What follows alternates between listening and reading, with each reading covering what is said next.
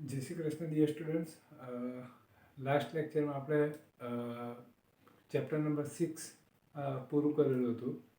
હવે chapter number 7 dissolution of partnership form. 8 માર્ક્સનું એનું વેટેજ છે. સેક્શન એની અંદર એક એમસીક્યુ આવશે, સેક્શન સીની અંદર એક 3 માર્કનો સમ આવશે અને સેક્શન ડીની અંદર એક 4 માર્કનો સમ આવશે.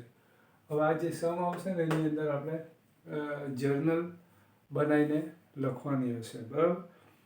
તો આપણે આમાં 8માંથી 8 માર્કનો ટાર્ગેટ કરી શકીએ અને એ બધા જ એચીવ કરી શકીએ. થોડુંક આપણે ધ્યાન આપીએ તો ઇઝીલી આપણે 8માંથી 8 માર્ક લાવી શકીએ. બધા સ્ટુડન્ટ માટે પાસ થવા માટે અને સ્કોર કરવા માટે ખૂબ અગત્યનું ચેપ્ટર છે. થોડુંક તમારે ધ્યાન રાખવું પડશે. બીજું, આ ચેપ્ટરનું ઇમ્પોર્ટન્સ એ છે કે અહીંયા તો આપણને એક્ઝામની અંદર 8 માર્કનું આવવાનું છે એટલે એ રીતે તો અગત્યનું છે જ, પણ આ ચેપ્ટરની જે થિયરી આપણે સમજીએ છીએ એ બેઝ તમને એફવાય, એસવાય અને ટીવાયમાં ઘણા બધા ચેપ્ટરો સમજવા માટે ઉપયોગી થશે. તો ખાસ બરાબર ધ્યાનથી સાંભળજો. બીજી વાત એ ક્લિયર કરી દઉં તમને કે રિયલમાં જ્યાં ડિસોલ્યુશન થતું હોય એટલે કે વિસર્જન થતું હોય તો ત્યાં જે રીતની પ્રેક્ટિકલી પ્રોસેસ હોય ને એ પ્રોસેસ હું તમને સમજાવું છું, બરાબર. હવે આ બધી પ્રોસેસો બુકની અંદર નથી લખેલી, બરાબર, પણ એ પ્રોસેસ આપણે સમજશું તો જે આ 3 માર્ક અને 4 માર્ક માટે જે સમ આવશે, જર્નલ બનાવવાની આવશે, એ આપણે ઇઝીલી બનાવી શકશું. અને આ થિયરી જે સમજીશું એ બેઝ પર તમે એફવાય, એસવાય, ટીવાયમાં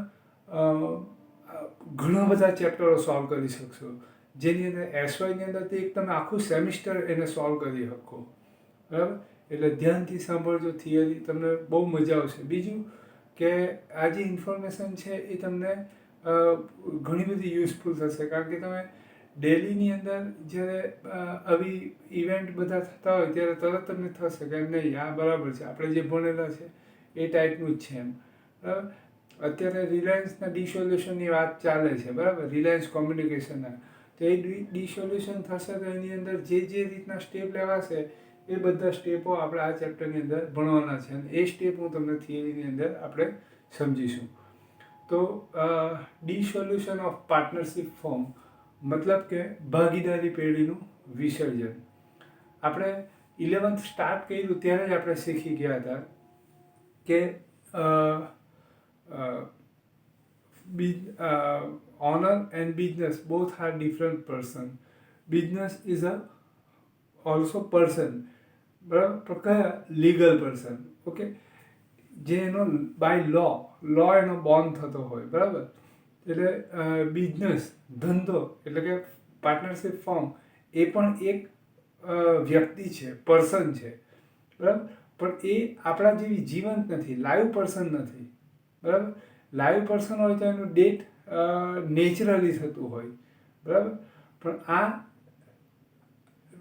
લાઈવ પર્સન નથી, લીગલ પર્સન છે, એટલે બાય લો એનો બોન્ડ થયેલો હોય, બરાબર. એટલે એનું ડેથ એટલે કે વિસર્જન એ પણ બાય લો થતું હોય, બરાબર. તો પાર્ટનરશિપ ફોર્મની અંદર એનો ડિસોલ્યુશન એટલે વિસર્જનની આખી પ્રોસેસ બતાવેલી છે.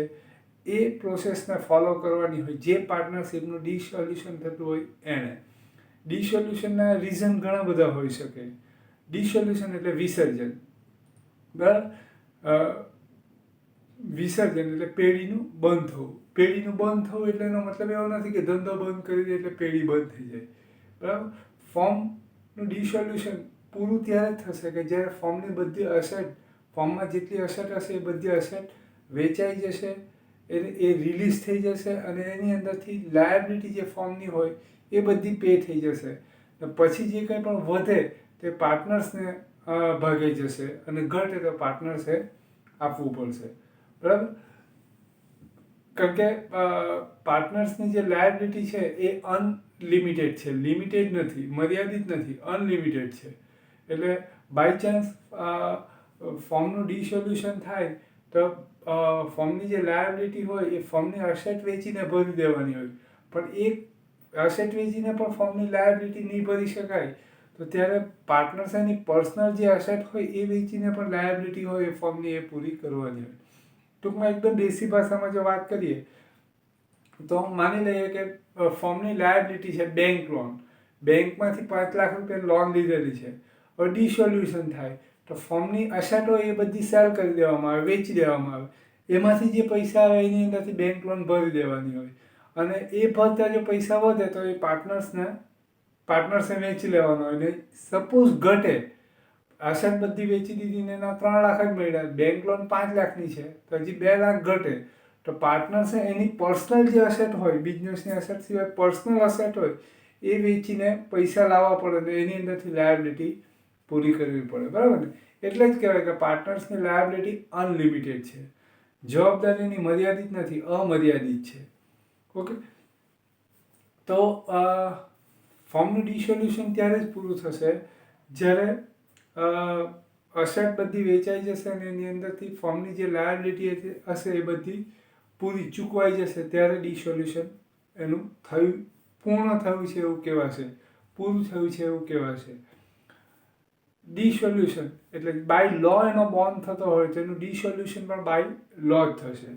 તો કાયદામાં એની પ્રોસેસ છે, એ પ્રોસેસને ફોલો કરવી પડે. તે પ્રોસેસ આખી સમજાવું છું, એ બરાબર ધ્યાનથી સાંભળજો, કારણ કે આ કોઈ બી જગ્યાએ લખેલી નથી, ટેક્સ્ટ બુકની અંદર નથી આપેલી, બરાબર છે? પણ પ્રેક્ટિકલી આ પ્રોસેસ ફોલો થતી હોય. એટલે આપણે પણ જે બધી જર્નલ કે બધું બનાવીશું ને એની પછાડી એટલે હિડન આ આખી પ્રોસેસ હોય, એ પ્રોસેસને જ ફોલો થતું હોય, બરાબર? તો એ પ્રોસેસ શું? તો જે ફોર્મનું ડિસોલ્યુશન એટલે બંધ થવાનું, ફોર્મનું વિસર્જન કરવાનું રીઝન ઘણા બધા હોય, બરાબર? ફોર એક્ઝામ્પલ, 3 પાર્ટનર હોય, 2 પાર્ટનર, એકનું ડેથ થાય ને એક રિટાયર થાય તો ઓટોમેટિકલી પાર્ટનરશિપનું ડિસોલ્યુશન થઈ જાય. સેકન્ડ, કોઈક કાયદા વિરુદ્ધનું કામ પાર્ટનરશિપ ફોર્મ દ્વારા થતું હોય, બરાબર, તો ફોર્મનું ડિસોલ્યુશન થઈ જાય, વિસર્જન કરી દેવું પડે, બરાબર? પાર્ટનરશિપમાં ફોર્મના બધા જ પાર્ટનર સોલ્વન્ટ થાય, નાદાર થાય, ધંધો કરી શકવા અસક્ષમ હોય તો પાર્ટનરશિપનું ડિસોલ્યુશન કરી દેવું પડે. પછી પાર્ટનર્સ એવરી યર એટલે લોસ જ કરતું હોય ને આગળ ધંધો ચલાવી શકાય એમ ન હોય તો ડિસોલ્યુશન થાય. રીઝન કોઈ પણ હોય, ડિસોલ્યુશનનું રીઝન કોઈ પણ હોય, વિસર્જન થવાનું કારણ કોઈ પણ હોય, પ્રોસેસ બધાની સરખી જ રહેશે. તો એ પ્રોસેસ કઈ? તો પહેલાં જેવું ડિસોલ્યુશન થાય, સોલ્યુશન કરવાનું હોય, ડિસોલ્યુશન કરવાનું હોય એટલે પાર્ટનર્સે એક કોર્ટની અંદર એક એપ્લિકેશન આપવી પડે કે આ રીઝનથી અમે પાર્ટનરશિપ ફોર્મ ચલાવી શકીએ એમ નથી, એટલે એનું ડિસોલ્યુશન કરવા માગીએ છીએ. જો કોર્ટને એવું લાગે કે નહીં આ રીઝન બરાબર છે ને હવે એ લોકો ધંધો કરી શકે એમ નથી, તો એ ડિસોલ્યુશન કરવાની મંજૂરી આપશે. એટલે કે ડિસોલ્યુશન કરવા માટેની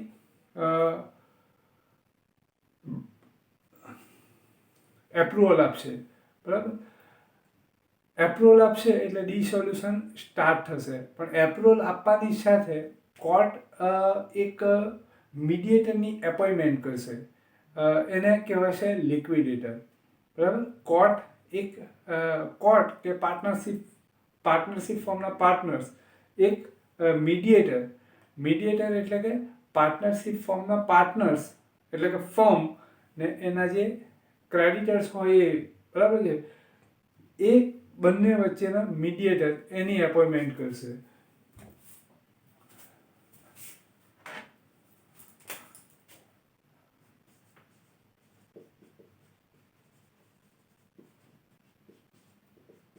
પાર્ટનરશિપ ફોર્મ છે, બરાબર, અને આ ક્રેડિટર્સ છે.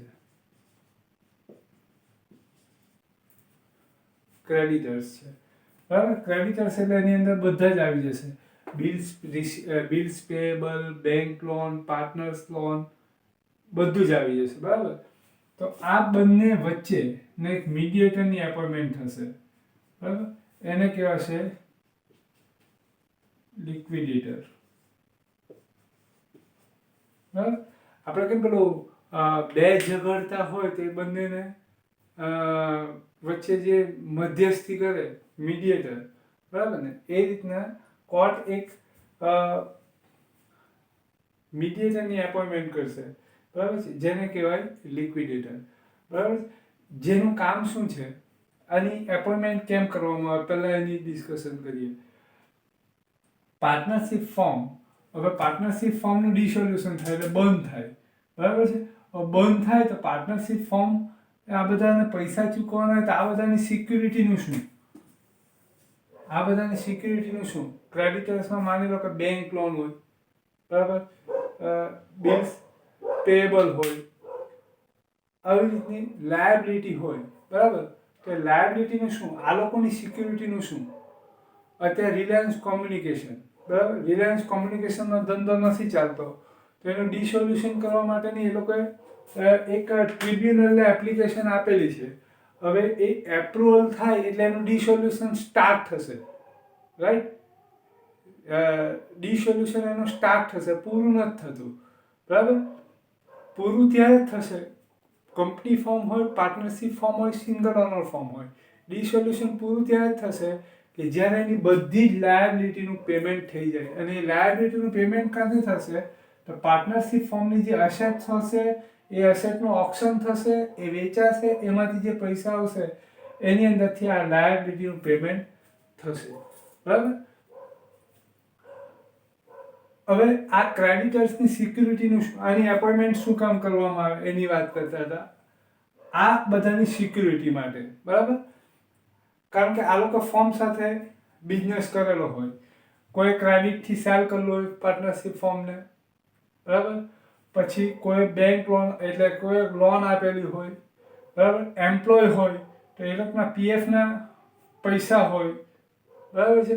આવી રીતના ફોર્મની આ બધી લાયબિલિટી હોય, એટલે કે આ બધા ફોર્મના ક્રેડિટર્સ હોય, બરાબર. તો આ બધાની સિક્યુરિટીનું શું? ફોર્મ બંધ થઈ જશે તો આ બધાના પૈસા લેવાના છે, એની સિક્યુરિટી કોઈક ને કોઈક જોઈએ ને.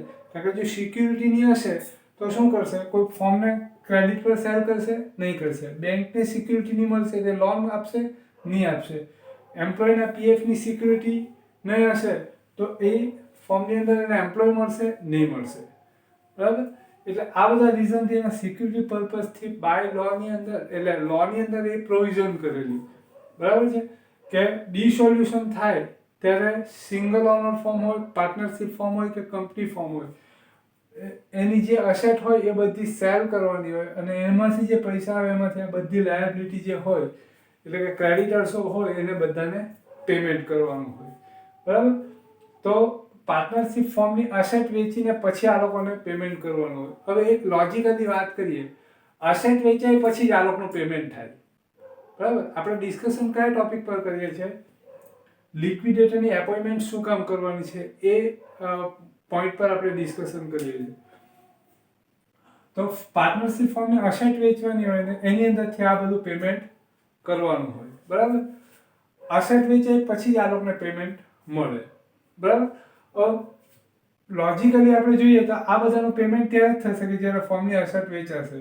હવે અસેટ વેચવાનું કામ જો પાર્ટનર્સ કરવાનું હોય, પાર્ટનર્સે કરવાનું હોય, તો માની લો કે પાર્ટનરશિપ ફોર્મની ફર્સ્ટ અસેટ છે લેન્ડ, બરાબર.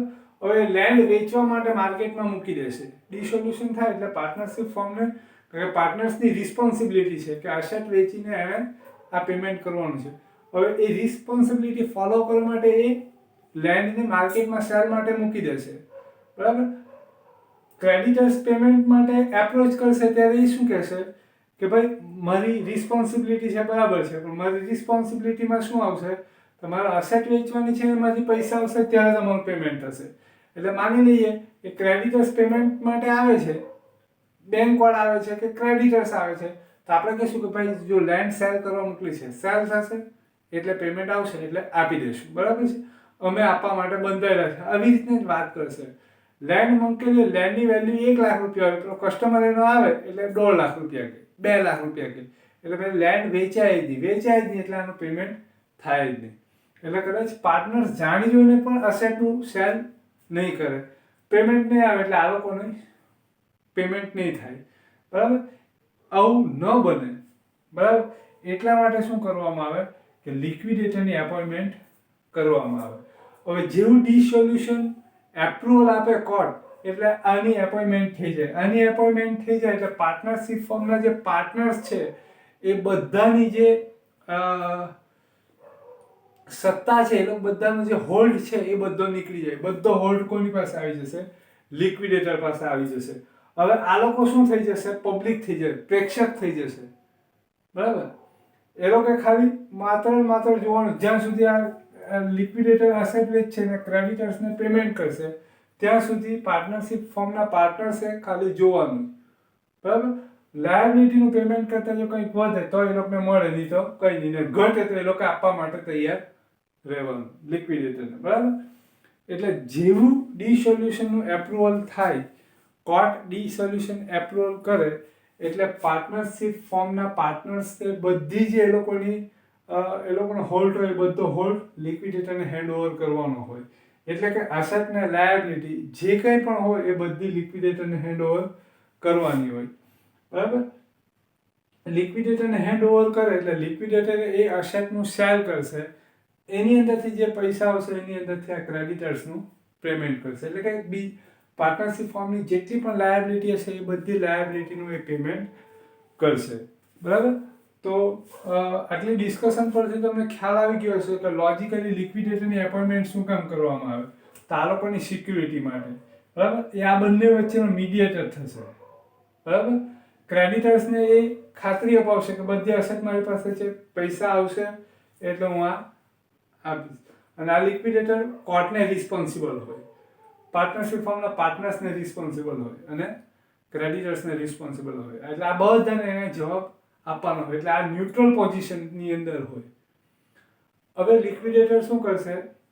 પાર્ટનરશિપ ફોર્મમાં જેટલી એસેટ હશે એ બધી લિક્વિડેટરને મળશે. લિક્વિડેટર એસેટને વેચશે બાય ઓક્શન. આપણે ન્યૂઝપેપરની અંદર જોઈએ જાહેર હરાજી એવું હોય. બરાબર ને? કે જેની અંદર બેંક કે આવી રીતને કોઈ ફોર્મનું ડિસોલ્યુશન થયું હોય તો એ લોકો બધી એસેટ્સ બાય ઓક્શન વેચતા હોય. તે ઓક્શનની એડવર્ટાઇઝ હોય. બરાબર? હવે જે કોઈ પણ લેવા માંગતા હોય એ ઓક્શનમાં જાય, એની બોલી બોલે અને પછી એ એસેટ એ ભાવ મળી જાય તો એ શું કરી દેવામાં? વેચી દેવામાં આવે. એમાંથી પૈસા આવે, એમાંથી લાયબિલિટીનું પેમેન્ટ કરતો જશે. બરાબર? લાયબિલિટીનું પેમેન્ટ કરતાં પૈસા વધે તો એ લિક્વિડેટર પાર્ટનર્સને આપી દેશે ને ઘટે તો એમની પાસેથી મેળવી લેશે. અને એ જે કંઈ પણ કરે છે, કેટલામાં એસેટ વેચી છે, કેટલી ઇન્કમ એ જનરેટ કરે છે અને કેટલું એ પેમેન્ટ કરે છે એનો હિસાબ એને કોર્ટને આપવાનો હોય, પાર્ટનરશિપના પાર્ટનર્સને આપવાનો હોય. એ રીતે. બરાબર? તો આ ડિસોલ્યુશનની આખી પ્રોસેસ કોણ કરશે? લિક્વિડેટર. એ પ્રોસેસની અંદર પહેલું શું આવશે? તો પાર્ટનરશિપ ફોર્મના જે પાર્ટનર્સ છે એ પાર્ટનરશિપ ફોર્મની અંદર બેલેન્સ શીટની અંદર જેટલી એસેટ છે એ બધી લિક્વિડેટરને આપી દેશે, જેટલી લાયબિલિટી છે એ પણ લિક્વિડેટરને આપી દેશે. લિક્વિડેટર એ એસેટ્સનું ઓક્શન કરશે અને વેચશે, એમાંથી જે પૈસા આવશે એમાંથી લાયબિલિટીનું પેમેન્ટ કરશે. અને આ રીતે પેમેન્ટ કરતાં કરતાં બધી લાયબિલિટી પતી જાય. એ પતી જાય પછી એ જે કંઈ પણ વધે એ પાર્ટનર્સને આપી દેશે અને ત્યારે ડિસોલ્યુશન પૂરું થશે. બરાબર? ડિસોલ્યુશનની એપ્લિકેશન એપ્રુવલ થાય એટલે ડિસોલ્યુશન પતી નથી જતું. ઘણી વખત એના માટે 2-5 વર્ષનો ટાઈમ પણ નીકળી જતો હોય. બરાબર? હવે ગયા વર્ષની વાત કરીએ તો ગયા વર્ષે વિડીયોકોન ટેલિકોમનું ડિસોલ્યુશન થયું. બરાબર? તો એમાં 3 વર્ષની અંદર એ લોકો પેમેન્ટ કરવાનું હતું. 3 વર્ષની અંદર ડિસોલ્યુશન પૂરું કરવાનું એવું કોર્ટે જે લિક્વિડેટરની એપોઇન્ટમેન્ટ કરેલી હતી, અભિનવ શર્મા કે એવું કંઈક નામ હતું એનું, as a liquidator any appointment હતી. તો એ 3 વર્ષની અંદર એણે કામ પૂરું કરવાનું હતું. બરાબર? અને એ કામ પૂરું થયા પછી એણે જે કંઈ પણ ઇન્કમ જનરેટ કરી એમાંથી જે કંઈ પણ પેમેન્ટ કર્યું બધાનો હિસાબ છેલ્લે ટ્રિબ્યુનલને એને આપવાનો હોય. બરાબર? અને કંપની હોય એ કંપનીને આપવાનો હોય. તો અહીંયા ડિસોલ્યુશનની પ્રોસેસ ઘણી વખત 2-3 વર્ષ પણ નીકળી જતા હોય. બરાબર? કારણ કે બધી પ્રેક્ટિકલી વસ્તુ છે કે માની લો કે અહીંયા એસેટ છે લેન્ડ, બિલ્ડિંગ, ફર્નિચર, મશીનરી, આ બધી અસેટ પાર્ટનરશિપના પાર્ટનર્સ છે લિક્વિડેટરને હેન્ડઓવર કરી દેશે. લિક્વિડેટરને હેન્ડઓવર કરી દે તો એ કંઈ શાકભાજી થોડું છે, વેજીટેબલ થોડું છે કે એને માર્કેટમાં ટોપલામાં લઈને જે એને માર્કેટમાં બેસીએ એટલે વેચાઈ જાય. બરાબર? આ એવી વસ્તુ નથી કે તાત્કાલિક વેચાઈ જાય, તાત્કાલિક પેમેન્ટ આવે, તાત્કાલિક પેમેન્ટ થઈ જાય. ઘણી વખત એક વખત ઓપ્શન કરે, 2 વખત કરે, 3 વખત કરે, ત્યારે સેલ થાય, ત્યારે એનું પેમેન્ટ આવે. સેલ થયા પછી પેમેન્ટ એક જ ઝટકે નહીં આવી જતું હોય.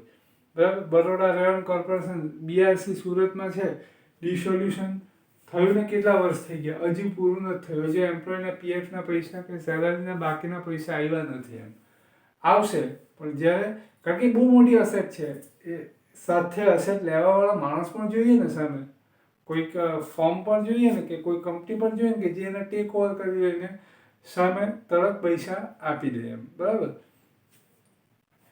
એટલે આ આખું ડિસોલ્યુશન સ્ટાર્ટ ક્યારે થાય ને પતે ક્યારે તેની એક ઝલક તમને બતાવી દીધી. બરાબર? હવે એ ડિસોલ્યુશન માટે 3 અકાઉન્ટ બનાવીએ આપણે. First,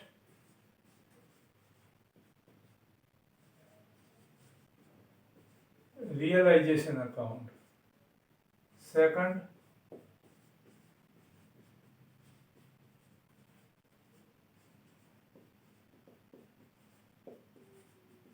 capital account, and third, cash account. Okay. First, realization account. Realization account બનાવવાનો મેઇન પર્પઝ શું છે? તો પાર્ટનરશિપ ફોર્મના પાર્ટનર્સે જે લિક્વિડેટરને અસેટ્સને લાયબિલિટી જે આપે છે એને અસેટ્સને રિલીઝ કરવાની છે અને એમાંથી લાયબિલિટીનું પેમેન્ટ કરવાનું છે. બરાબર? તો એ જે રિલીઝ થાય છે એની અસેટ્સના લાયબિલિટીને રિલીઝ કરવા માટે રિયલાઇઝેશન અકાઉન્ટ બનાવવામાં આવે. તો એ આ રીતે હશે.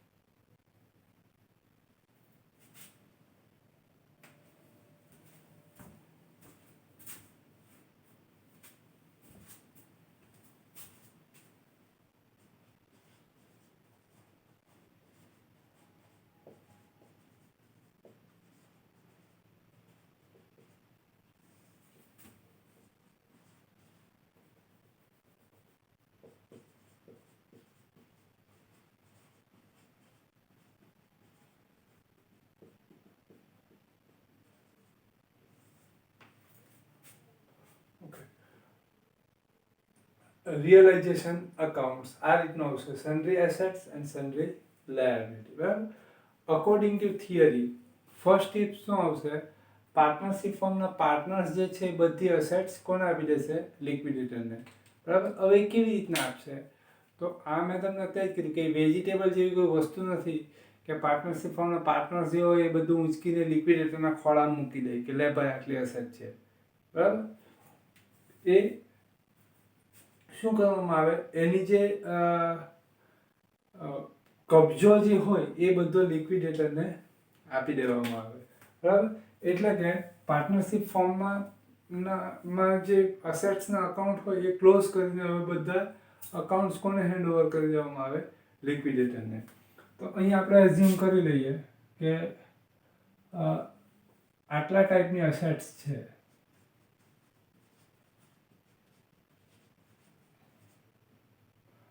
ફર્નિચર, લેન્ડ, બિલ્ડિંગ,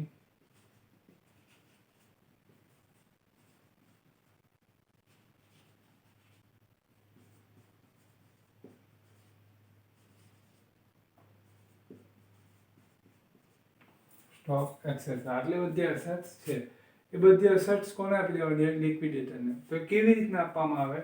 તો પાર્ટનરશિપ ફોર્મમાં જે લેજર બુક હોય એની અંદર આ બધી અસેટ્સના અકાઉન્ટ્સ હોય એ બધા ક્લોઝ કરીને હવે કોને હેન્ડઓવર કરવાનો હોય? લિક્વિડેટરને. તો પહેલાં આપણે પાર્ટનર્સ, અત્યારે આપણે પાર્ટનર્સના રોલમાં જ રહીએ. તો આપણે પાર્ટનર્સ છે, તો આપણે જે બધી અસેટ્સ છે એ બધી કોને હેન્ડઓવર કરીએ? લિક્વિડેટરને. તો પહેલી અસેટ્સ ફર્નિચર. ફર્નિચર આપણે એને હેન્ડઓવર કરીએ એટલે આપણે લેજર બુકની અંદર ફર્નિચર અકાઉન્ટ આપણે શોધી કાઢીએ. તો લેજર બુક આપણે ઓપન કરીએ એટલે આપણને આ રીતના ફર્નિચર અકાઉન્ટ મળશે. બરાબર? ફર્નિચર અકાઉન્ટ મળશે. ફર્નિચર અસેટ્સ છે એટલે અસેટ્સની ડેબિટ બેલેન્સ આવે. એટલે ડેબિટ સાઈડ લખેલું હોય, ડેટનું કોલમ નથી રાખ્યું મેં. Balance broke down 1 lakh. હવે ફર્નિચર છે, બરાબર? હવે ફર્નિચર આવી રીતના હશે એનું બેલેન્સ. હવે અકાઉન્ટ ક્લોઝ કરી દેવાનું. 1 lakh total. 1 lakh total. Difference આવશે 1 લાખ. હવે આમાં બેલેન્સ કેરી ફોરવર્ડ નહીં થશે કારણ કે ફોર્મ તો બંધ થઈ જવાનું. પાર્ટનરશિપ ફોર્મ કન્ટિન્યુ હોય તો આપણે જે બેલેન્સ છે એને નેક્સ્ટ યરની અંદર કેરી ફોરવર્ડ કરીએ બેલેન્સ શીટ માટે. પણ અહીંયા તો ડિસોલ્યુશન થાય છે એટલે ફોર્મ બંધ થઈ જવાનું. બરાબર? એટલે બેલેન્સ કેરી ફોરવર્ડ નહીં આવશે પણ બાય રિયલાઇઝેશન અકાઉન્ટ્સ. બરાબર? કારણ કે આ બધી અસેટ્સ હવે રિલીઝ કરવા માટે લિક્વિડેટરને આપવાની છે એટલે રિયલાઇઝેશન અકાઉન્ટમાં લઈ જવાનું. અહીંયા ક્રેડિટ છે એટલે રિયલાઇઝેશન અકાઉન્ટમાં ડેબિટ.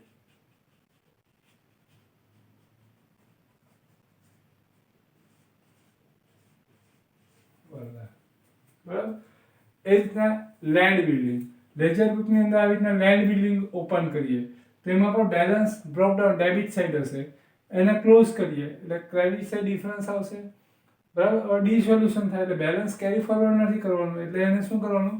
રિલીઝ કરવાની. એટલે રિયલાઇઝેશન અકાઉન્ટ, ત્યાં ક્રેડિટ છે એટલે અહીંયા ડેબિટ આવશે.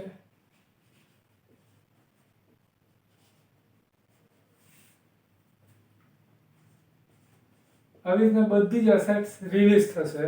ક્રેડિટ સાઈડ ડિફરન્સ આવશે કારણ કે બધી જ અસેટ્સ છે આ એટલે બધાના ડેબિટ બેલેન્સ હશે એટલે બધાનો બેલેન્સ બ્રોકડાઉન ડેબિટ સાઈડ આવશે. ક્રેડિટ સાઈડ ડિફરન્સ આવશે એટલે બધી લિક્વિડેટરને હેન્ડઓવર કરવાની એટલે રિયલાઇઝેશન અકાઉન્ટ. રિયલાઇઝેશન અકાઉન્ટમાં બધી અસેટ્સ આવી જશે. લેન્ડ બિલ્ડિંગ, મશીનરી,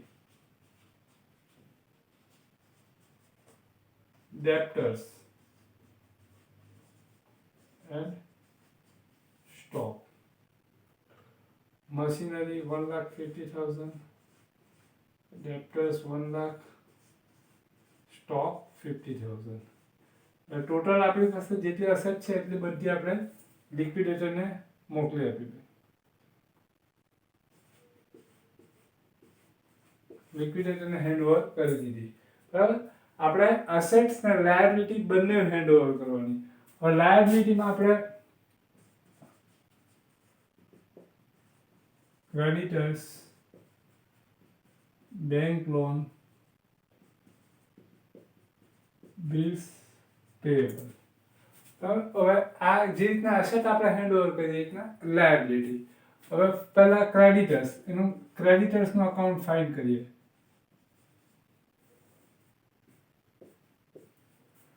ત્યાં લાયબિલિટી છે એટલે ક્રેડિટ બેલેન્સ હોય એનું.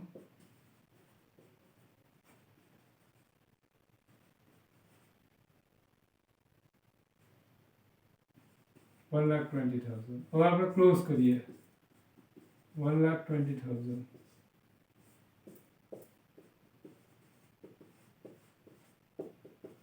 ડિફરન્સ આવશે 1,20,000. 2 બેલેન્સ કેરી ફોરવર્ડ તો નહીં થાય કારણ કે હવે તો ડિસોલ્યુશન થાય એટલે રિયલાઇઝેશન અકાઉન્ટ. અને ડેબિટ એટલે રિયલાઇઝેશન અકાઉન્ટમાં ક્રેડિટ. ક્રેડિટર્સ બધે આવી રીતના બધી જ લાયબિલિટી છે એટલે બધાના ક્રેડિટ બેલેન્સ જ એટલે ડિફરન્સ ડેબિટ સાઈડ જ આવે. ડેબિટ સાઈડ ડિફરન્સ આવે એટલે અહીંયા ક્રેડિટ. બેંક ઓન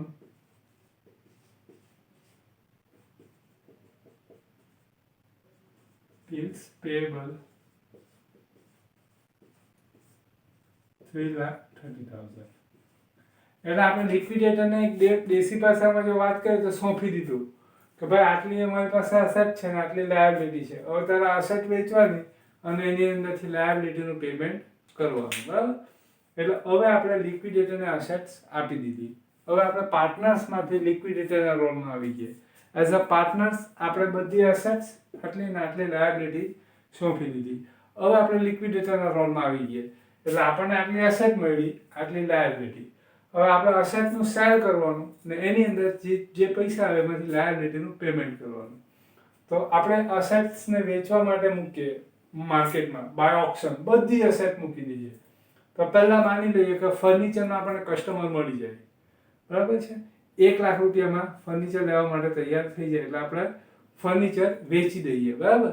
એટલે રિયલાઇઝેશન અકાઉન્ટ રિલીઝ કરવા માટે જે રિયલાઇઝેશન અકાઉન્ટમાં લાવેલા હતા અસેટ એ હવે રિલીઝ થાય, બરાબર. રિલીઝ થાય એટલે આપણે શું કરવાનું, ફર્નિચર કઈ સાઈડ છે, ડેબિટ સાઈડ છે. રિલીઝ થશે એટલે કઈ સાઈડ આવશે, ક્રેડિટ સાઈડ. રિલીઝ બે રીતે જ થશે. ઓપન માર્કેટમાં સેલ થશે, ક્યાં પાર્ટનર્સને આપી દેવામાં આવશે, બરાબર. તો એટલે કે ઇન શોર્ટ બે અકાઉન્ટમાં રિલીઝ થશે, કેશ કે પાર્ટનર્સ, બરાબર. અહીંયા ડેબિટ છે એટલે રિલીઝ થાય એટલે ક્રેડિટ સાઈડ. પર્ટિક્યુલર્સમાં શું લખવાનું, એ કેશ અકાઉન્ટમાં રિલીઝ થશે કા પાર્ટનર્સ કેપિટલ અકાઉન્ટમાં. જો કોઈ પાર્ટનર્સનું નેમ ઓફ પાર્ટનર્સ મેન્શન હોય તો પાર્ટનર્સ કેપિટલ અકાઉન્ટ, નહીં તો કેશ અકાઉન્ટ. તો આપણે એવું માની લઈએ કે પાર્ટનર્સનું નેમ મેન્શન નથી એટલે કેશ અકાઉન્ટ 1 લાખ. એટલે second entry debit side of cash account. Okay. એટલે ફર્નિચર રિલીઝ થઈ ગયું. હવે લેન્ડ બિલ્ડિંગ. લેન્ડ બિલ્ડિંગ માની લઈએ કોઈ પાર્ટનર્સ છે એ જ રાખી દે, બરાબર. તો હવે લેન્ડ બિલ્ડિંગનું રિલીઝ થાય, બરાબર. ડેબિટ છે એટલે રિલીઝ થાય એટલે ક્રેડિટ સાઇડ. માની લઈએ કે પાર્ટનર્સ એ છે એ જ એને રાખી દે છે એટલે કેપિટલ અકાઉન્ટ 2,20,000 માં રાખેલું 2,20,000, બરાબર. એવી રીતના બધી અસેટ્સ જેમ જેમ રિલીઝ થશે તેમ તેમ અહીંયા ડેબિટ છે એટલે અહીંયા ક્રેડિટ આવશે, બરાબર. હવે માની લે કે પહેલા ક્રેડિટર્સને પેમેન્ટ કરે, ક્રેડિટર્સ પેમેન્ટ કરે એટલે ક્રેડિટર્સ રિલીઝ થશે. ક્રેડિટ છે એટલે રિલીઝ થશે એટલે ડેબિટ સાઈડ. આ બધી અસેટ્સ રિલીઝ થઈ ગયા માની લઈએ બાય કેશ અકાઉન્ટ મશીનરી. એટલે આ બધી અસેટ જેટલી છે તે બધી રિલીઝ થઈ ગઈ. હવે આપણે પેમેન્ટ કરીએ by creditors, sorry to creditors 1 lakh. Bank લોનની રિસ્પોન્સિબિલિટી કોઈ પાર્ટનર્સ એક્સેપ્ટ કરી લે, બરાબર. પાર્ટનર્સ લઈ લેશે તો બેંક લોન રિલીઝ થશે. અહીંયા ક્રેડિટ છે ને રિલીઝ થાય એટલે debit side. Opposite side release કરવાનું, અસેટ ડેબિટ છે રિલીઝ થાય એટલે ક્રેડિટ. લાયબિલિટી ક્રેડિટ છે રિલીઝ થાય એટલે debit. Name of partners mention હોય, માનો કે બી એ રિસ્પોન્સિબિલિટી લઈ લેશે તો B is capital account 1,80,000. Bills payable accepted by C, so C capital account. Bank loan. Bills payable 30,000. એટલે આ બાજુ બધી અસેટ રિલીઝ થઈ ગઈ અને બધી લાયબિલિટીનું પેમેન્ટ થઈ ગયું. હવે અકાઉન્ટ ક્લોઝ કરવાનું, જે આવે તે પાર્ટનર્સને શેર કરી દેવાનું. પાર્ટનર્સને શેર કરી દે અને પાર્ટનર્સનું કેપિટલ અકાઉન્ટ ક્લોઝ કરી દેવાનું. એમાં જે કંઈ હોય તે પાર્ટનર્સને કેશની અંદર પેમેન્ટ કરી દેવાનું એટલે ડિસોલ્યુશન પૂરું, બરાબર. હવે આ એકદમ ડિટેલમાં સમજાયું. આ સમજાવવાનું કારણ એટલું છે, આ હું તમને ટૂંકમાં પણ સમજાવી શકતે કે રિયલાઇઝેશન અકાઉન્ટ બનાવવાનું, એમાં અસેટ સાઈડ જેટલું હોય એટલું બધું ડેબિટ સાઈડ મૂકી દેવાનું. અસેટ સાઈડ જે હોય ડેબિટ સાઈડ મૂકી દેવાનું અને લાયબિલિટી સાઈડ જે હોય તે અહીંયા ક્રેડિટ સાઈડ મૂકી દેવાનું. આ અકાઉન્ટ વચ્ચે આવે જ નહીં, બરાબર. આટલું કંઈ તો પણ કામ પતી જાય.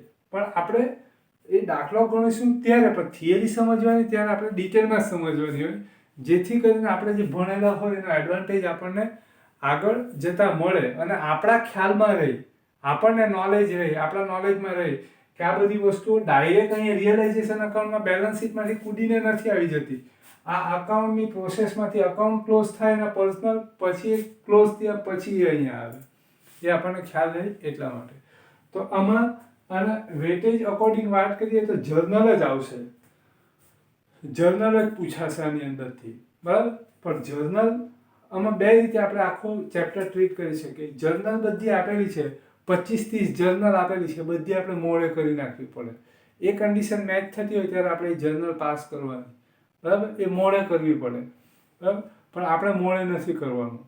લોંગ એક્ઝામ્પલ નથી પૂછાતા છતાં આપણે લોંગ એક્ઝામ્પલ 1-2 ગણીશું અને જાતે આપણે જર્નલ બનાવીશું, બરાબર છે.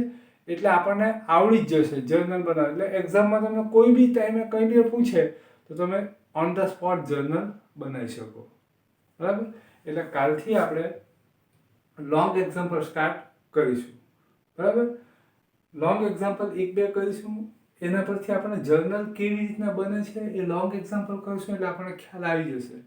અને પછી આપણે એક્ઝામમાં જે પૂછાય એ તો તમે ચિંતા કરતા જ નહીં. એક્ઝામમાં હું તમને 15 કે મેક્સિમમ 15 ટ્રાન્ઝેક્શન આપા, 15 ટ્રાન્ઝેક્શન કરશો એટલે તમારા 8 માર્ક કન્ફર્મ, બરાબર. કે 15 ટ્રાન્ઝેક્શનની અંદરથી 8 જર્નલ આવે, પતી ગઈ વાત. હવે 15 જર્નલ ટ્રાન્ઝેક્શનમાંથી 8 જર્નલ જ કરવાની હતી, ઇટ્સ ઇઝી, બરાબર ને. પછી એ તમારા પર ડિપેન્ડ રહે. ઓકે, લેક્ચર થોડો મોટો છે પણ જરાક બરાબર ધ્યાનથી જોજો. હવે બધા લેક્ચર લગભગ મોટા જ આવશે, બરાબર.